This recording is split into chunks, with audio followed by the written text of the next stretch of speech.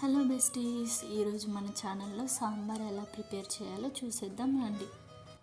ముందుగా కుక్కర్లో నానబెట్టిన కందిపప్పు, కొంచెం పసుపు, వాటర్, చాప్ చేసుకున్న ఆలు, బీన్స్, సొరకాయ వేసుకుని 3 విజిల్స్ వచ్చేంత వరకు కుక్ చేసుకోండి.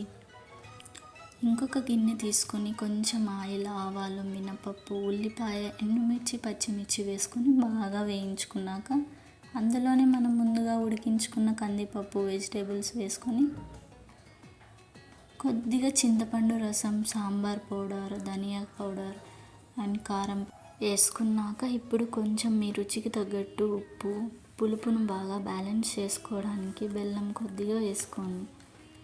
ఈ సాంబార్ను 10 మినిట్స్ మీడియం ఫ్లేమ్లో పెట్టుకుని ఉడికించుకుంటే ఎంతో టేస్టీ సాంబార్ రెడీ అండి. నా దగ్గర అయితే కొత్తిమీర లేదు, మీ దగ్గర ఉంటే కొంచెం యాడ్ చేసుకోండి, రుచి బాగా ఉంటుంది. మీరు కూడా ట్రై చేస్తారా? ఎలా కుదిరిందో కామెంట్స్లో షేర్ చేయండి.